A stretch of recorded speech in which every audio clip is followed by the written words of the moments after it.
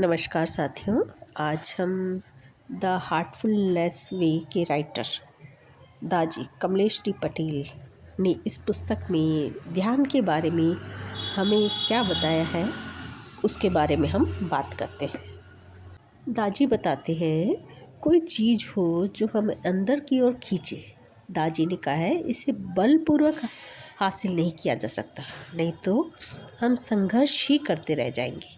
अक्सर होता ऐसा है कि एक व्यक्ति अपनी आंखें बंद कर लेता है और ध्यान करने की कोशिश करता है, लेकिन भीतर उसे कुछ नहीं मिलता। यदि ऐसा है, मानो दिल बंद हो गया हो, पूरी तरह से पहुंच के बाहर। कुछ मिनट कोशिश करने के बाद वह निराश हो जाता है। मुझे कुछ महसूस नहीं होता, वह ऐसा कहता है और फिर छोड़ देता है, या फिर बलपूर्वक हृदय पर ध्यान केंद्रित करने की कोशिश करता है, लेकिन तब वह वास्तव में ध्यान नहीं कर रहा होता है। यह वो चीज़ नहीं है, बल्कि एकाग्रता है। जब हम अंदर देखते हैं तो हमें कुछ दिखाई क्यों नहीं देता? मैंने पूछा। हमने अपनी आंतरिक संवेदना इतनी विकसित नहीं की है कि उस सूक्ष्म स्तर पर हम कुछ भी महसूस कर पाए। दाजी ने कहा, हम लाल रंग को पहचानने की कोशिश में लगे एक अंधे व्यक्ति की तरह हैं। दिव्यता पहले से ही हमारे भीतर है, लेकिन हम इसे पहचानते नहीं हैं, हम इसे महसूस नहीं करते, इसलिए हमारे ऊपर इसका कोई प्रभाव नहीं होता। मैंने पूछा, इस बंधन से कैसे पार पाया जाए?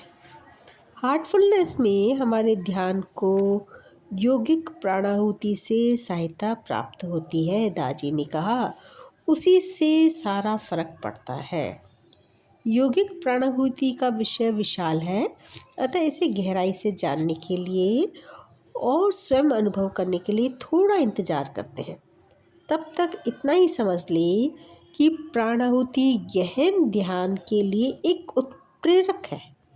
दिव्यता में हमारे केवल विश्वास करने की बजाय यह हमें दिव्यता का अनुभव कराती है। दिव्य अनुभव से सरोबार कर प्राणाहुति हमें विश्वास करने की जरूरत से परे जाने में मदद करती है। किसी चीज़ का अनुभव जब आप स्वयं करते हैं तो विश्वास का कोई मतलब नहीं रह जाता। अतः प्राणाहुति एक ऐसा जरिया है जिसके द्वारा हम वास्तविकता के प्रति और अपने भीतर की आवश्यक उपस्थिति के प्रति जागृत हो जाते हैं। परिणाम स्वरूप ध्यान अब एक आनंददायक और जीवंत गतिविधि बन जाता है। अब यह सिर्फ एक नीरस अभ्यास नहीं है, अब ये विचारों और शारीरिक संवेदनाओं के साथ संघर्ष करते हुए ध्यान नहीं करते हैं। इसके अलावा योगिक प्राणाहुति हमें उस आंतरिक उपस्थिति से विलय होने और लगभग उसी के समान बन जाने में सहायक होती है। तो देखिए कि प्राणाहुति स्वयं में दिव्यता ही है, जो हाथ में आमंत्रण लिए आपके दरवाजे पर आती है।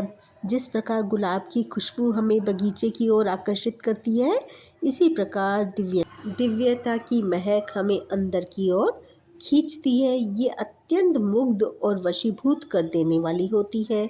ये हमारे दिल से बात करती है और हमें अपनी ओर, हमारे खुद की ओर आगे खींचती है।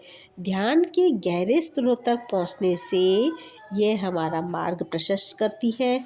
यह सब इतने स्वाभाविक रूप से हो जाता है कि हमें शायद ही कोई प्रयास करना पड़ता है। यही कारण है कि बाबूजी ने हार्टफुलनेस के इस मार्ग को प्राकृतिक मार्ग या सहज मार्ग कहा है।